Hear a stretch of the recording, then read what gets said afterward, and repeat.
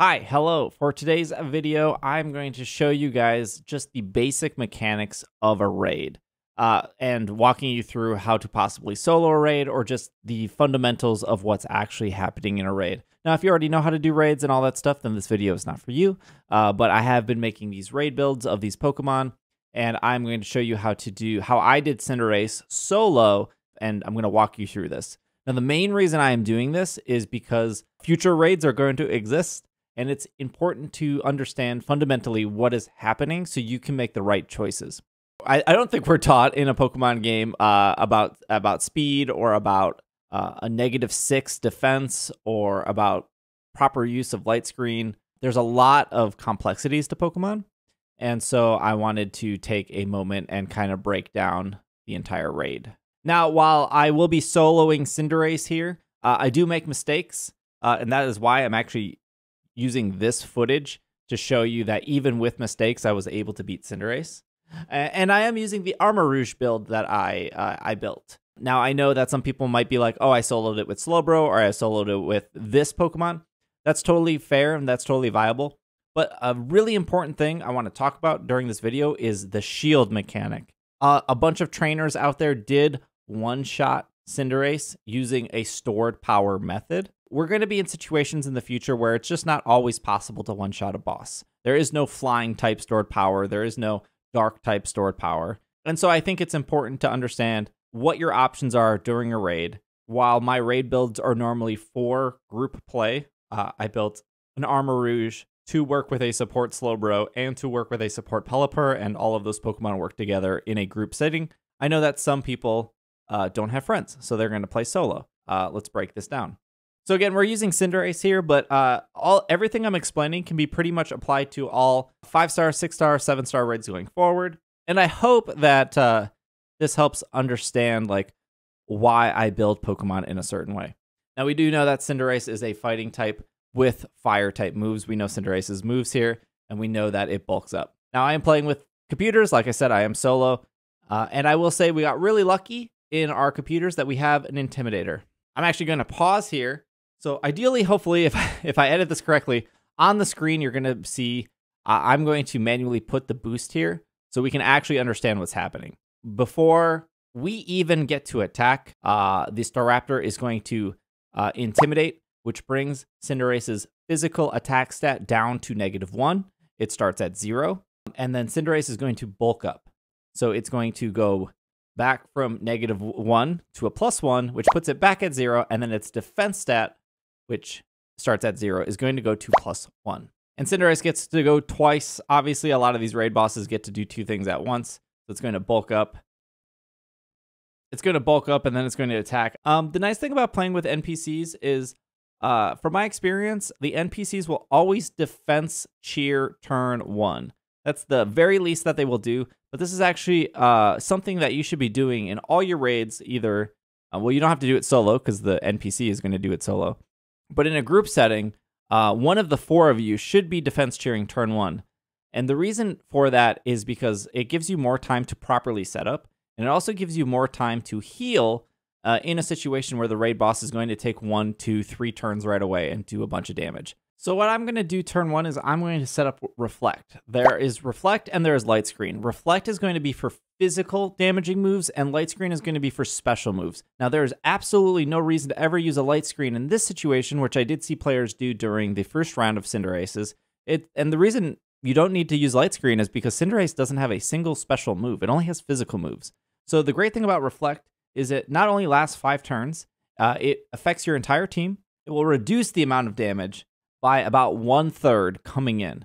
So that's going to protect you from Cinderace's physical attack moves. Now, like I said, this lasts 5 turns. There are items that your Pokemon could hold, like Light Clay, which would make it last 8 turns. But that's going to be the same for Light Screen, except that's going to be for special attacks. Before we even start the fight, our NPC's defense cheered, which is going to increase our defenses ultimately by like a +1.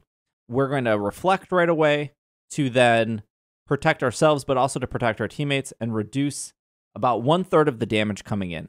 For 5 turns, that's insane. That's really great. That's why these moves like Reflect or Light Screen should be pretty much utilized in almost every raid situation. So I'm going to start off my second turn using a move called Acid Spray. You can see that it doesn't really do a lot of damage here, but it says that Cinderace's special defense stat sharply decreased. What that means is that it decreased it by -2. So just like how Bulk Up increased Cinderace's physical defense stat by +1, Acid Spray decreases its special defense stat by -2. Our Armarouge is a special attacker, so we don't have to actually worry about its defense stat at all. Now, the other Pokemon here, like the Staraptor, is a physical Pokemon, so that Staraptor would have to worry about that stat. But all in all, in a solo situation, we're not really worried about what our teammates are doing too much because we can't control what they do. They're NPCs. We play solo a little bit differently. But again, the whole point of this is not to say, like, solo is the way to go. It's just to point out everything that's happening in the raid so you can understand why some of these moves are really great. We did get a lucky paralysis from the Dunsparce. I don't think that matters too much. But my third turn is a second Acid Spray. So now Cinderace is -4 special defense, and Cinderace went ahead and did Bulk Up, so its defense is increasing, and its attack stat is increasing. The Gardevoir is fainted, the Staraptor is about to faint. Now, in a solo situation, the reason why some people say solo is easier is because when your NPC friends faint, you don't get a time penalty. Whereas in a group situation where you're playing with randoms or friends, anytime somebody faints, you get a huge chunk of time off. And usually 4, maybe 5 faints is enough to, cause the whole raid to end. Even I would say 3 faints is really pushing the timer pretty closely. Cinderace is increasing its defense with Bulk Up, but again, that doesn't matter. It does lose a turn to paralysis. Again, probably not that big of a deal here. This is where the first time I actually make a mistake.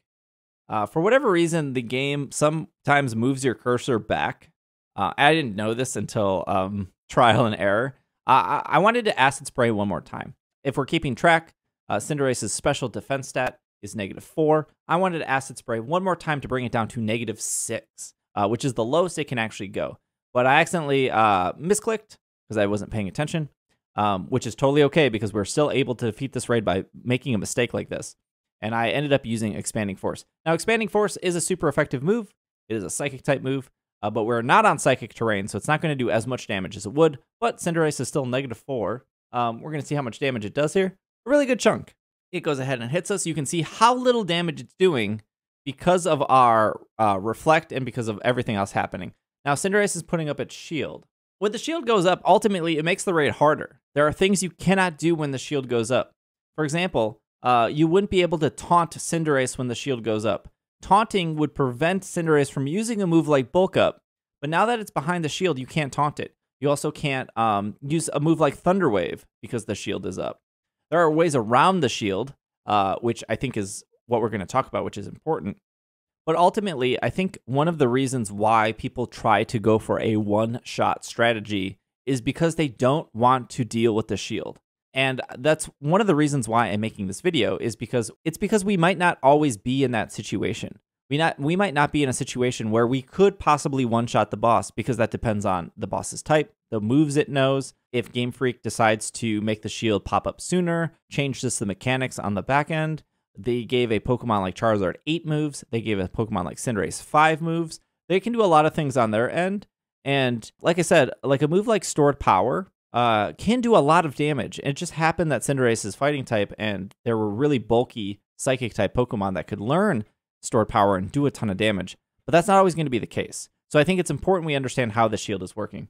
Anubis, which does a lot of great work in figuring out some of the mechanics of the game, does talk about how the raid boss shield works. It does reduce the amount of damage that's taken. So I'll throw this tweet up and just read it. When the boss's Tera Shield activates, your final damage is reduced. If you're not terrestrialized, your move is only doing about 20% of what it normally should do. If you're terrestrialized, but your move is a different type, you're doing about 35% of your potential damage. And if you're terrestrialized and you're using the same type move, you're doing about 75% of your potential damage. To clear up an example, if your fire type move normally does 666 damage to the raid boss, if you're not terrestrialized, it will only do 133. That's a huge reduction. If you are terrestrialized, but you're using a flying type move instead of a fire type move, you're doing 233. And if you're terrestrialized and you're doing a fire type move as a fire type Terra type, you're doing 500 damage of the potential 666 damage when the shield goes up. This is why so many people would prefer to one-shot a raid boss, because they don't want to deal with the shield. Again, you can't taunt, you can't thunder wave. There's a lot of things you can't do when a shield goes up. In the sake of trying to make it easier for themselves, they try to just do all the damage before the shield goes up. Case in point here, we can get through the shield just fine because we understand what's actually happening in the game. So Cinderace does another bulk up. I'll put that on the screen of it increasing its attack and it's increasing its defense. So there's that bulk up after the shield goes up. The nice thing here is when the Staraptor gets fainted and he comes back in, he does do another Intimidate. So we Acid Sprayed twice before shield went up. I mean, it has not reset its stats yet. I Acid Spray again. And you can see it using Iron Head and it doing not a lot of damage to me. We do get a Synchronize on the burn here, which is actually really great. Not that it matters too much. This is where I misplay again. I end up doing another Acid Spray because I miscounted. But at this point, Cinderace clears its stats.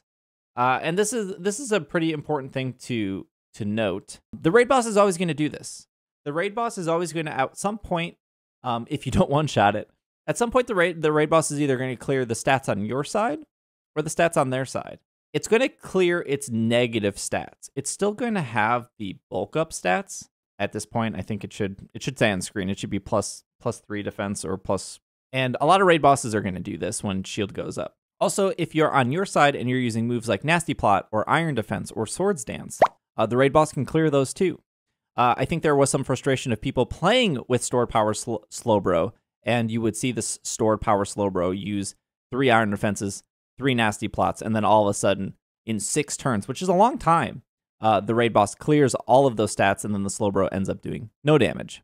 And that's incredibly frustrating for probably you as a player standing next to Slowbro and the Slowbro player, because that's kind of their only strategy was to power up. But that's okay, because at this point, we're still doing okay. So I'm going to go Acid Spray. So we're back down to -2. We got a critical hit there. That doesn't matter. Now, at this point during the raid, it's okay for me to faint. It's not going to reduce too much off the timer. So instead of trying to heal myself, I'm just going to faint. It's fine. I would rather not waste the turn wasting a heal. Also, Staraptor came in, did Intimidate. We'll go ahead and add that to the screen. Here are the stat changes that would nullify, so that if I was using something like Calm Mind or Nasty Plot or Iron Defense, those would have been cleared on my side. You can see how much time we lost when I fainted. Again, not that big of a deal that I fainted. And we can see right there, that was a perfect. Cinderace has a -1 attack, which we've been keeping track of because of the Intimidate coming from the Staraptor. Now, you can also decrease Cinderace's attack stat with a move like Chilling Water that will work through shield. That's why one of my 2 support builds that I ran, either Slowbro or Pelipper, one of those Pokemon spamming Chilling Water the entire time really, really helped out the team. We can also see that the special defense stat at this point is -2, which is the first Acid Spray I did.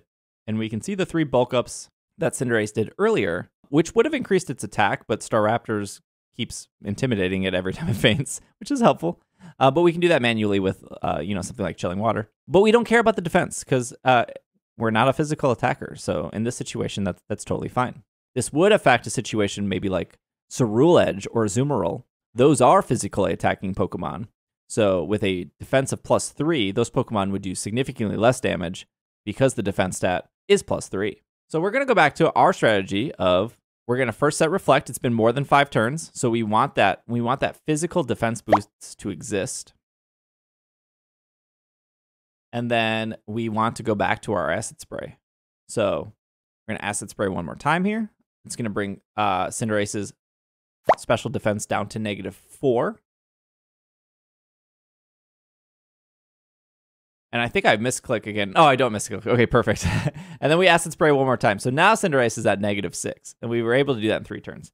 Now, we did faint here, which is kind of weird because there was a critical hit just slightly before that. Now, we did have a Reflect up. I think this was actually the game having a slight issue with calculations, but also not that big of a deal, right? Like, we fainted twice, but we're still doing everything right. I do want to say that when a critical hit happens, and maybe not a lot of people know this video is for people who just want to get better. So, if you do understand all these mechanics, you're probably not watching this video. But if you did make it this far in the video, Feel free to like, comment, subscribe. Feel free to answer any questions about how this stuff works. A critical hit will go through and ignore the effects of reflect or light screen. A critical hit not only does more damage, but it will also ignore stat changes. So for example, let's say the Cinderace was -6 in its attack stat. The critical hit will act like it's back at 0 for that turn that it critical hit. So a lot of times you will get these huge spikes of damage because critical hit ignores the stat changes and ignores light screen and reflect. I think there was some weird damage calculation, probably because the raid was laggy, that we were able to die. Because we saw how little damage Cinderace was doing earlier with these moves. Again, not that big of a deal, but a good point on how critical hit works. It hasn't cleared its stats at all. We do have the reflect up. We don't have a defense cheer, but that's okay. You can see how little damage all the NPCs are doing. So now, at this point, we're going to Psychic Terrain. And the reason we're Psychic Terraining is because not only does it boost the amount of damage Expanding Force does, but it also boosts the amount of damage for any Psychic-type moves on the field. We get hit with Flash Flyer. That doesn't matter because we're not using a Fire-type move. This is where I misclick again, because at this point, Cinderace is already at -6. This is what I get for talking to Twitch chat as I'm trying to get things to work here. So you can see how we're taking a little damage. The Staraptor came back in and intimidated. We are now going to Terrasilize, which is going to increase our amount of psychic damage. And also, remember, the shield is up, so it's going to reduce our overall damage, as we talked about before with Anubis' tweet. Now we have a -6 Cinderace in front of us. Special defense. We're using a super effective Psychic-type move on Psychic Terrain as Terrasilized. And we're about to do the damage here. And you can see that not only it breaks the shield, but it almost knocks out Cinderace. And Cinderace bulks up, so we'll put that on the screen of what that's doing. And we go ahead and we just Expanding Force again. And we're done.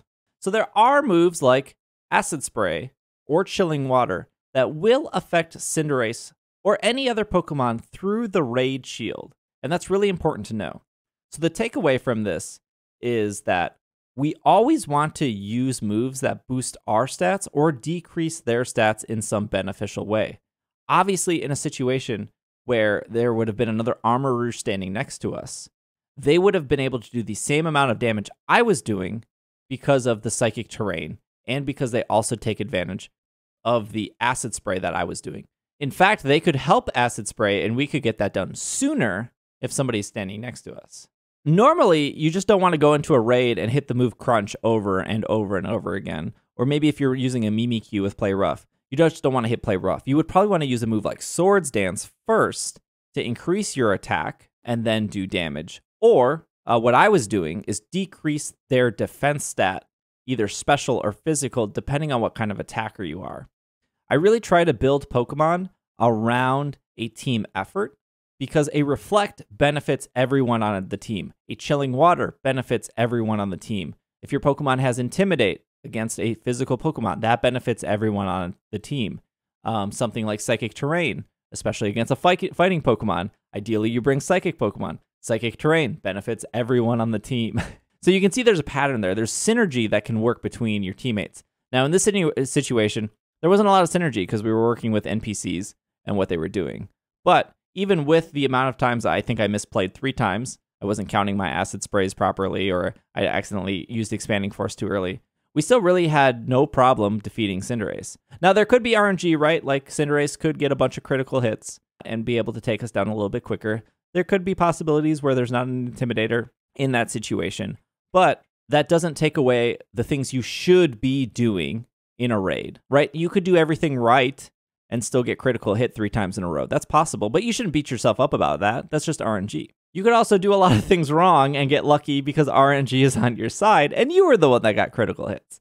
So I hope that kind of clears up everything that's like happening in the raid. There's a lot you have to keep track of. Ideally, in a raid, you shouldn't have to do everything yourself, right? Like if you play a game like Final Fantasy XIV, you have somebody dedicated to healing, you have somebody dedicated to be a tank, and then you have 2 people dedicated to doing damage.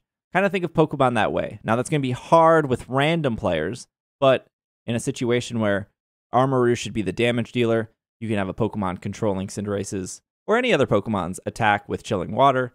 You can also have a Pokemon like Slowbro set that psychic terrain for you, so you can do that. So you don't have to do it yourself. You can have another Pokemon set Reflect, so you can start acid spraying right away. You can see how I kind of did everything in that raid because it was a solo raid. But if I had teammates doing other things with me, raids go by really. Not only would raids go by quicker, but something like the shield going up shouldn't be a problem anymore because we kind of understand what's happening now when the shield does go up. So I hope that was helpful. I hope the little things on the screen kind of gave you an idea of everything happening in the raid. But yeah, if you like that analysis of what's going on, again, this isn't only for Cinderace. This could apply to any raid boss going forward. But again, hopefully you like this analysis of what's going on in a raid. Hopefully it helped you kind of understand what you should be doing. I kind of showed you how to play Armor Rouge. So if Cinderace is coming back up, you can use that same build solo and it should work fine. You can also use a bunch of other Pokemon, right? I think it is important to understand that there might be raid bosses in the future where you have to deal with the shield. And you have to understand what's happening and how you can combat it without going into a raid and just trying to brute force your way with just hitting Hydro Pump over and over or hitting Brick Break over and over, right? There's a lot of mechanics going on. And so if you enjoyed the video, great. If you have any more questions or need any help, leave a comment below. And I will make some more raid Pokemon to do 6-star raids and other raids, so you at least have a variety, so you can tackle those raids. And I will continue trying to make helpful content on how raids work. So thanks for watching, and I'll see you guys next time.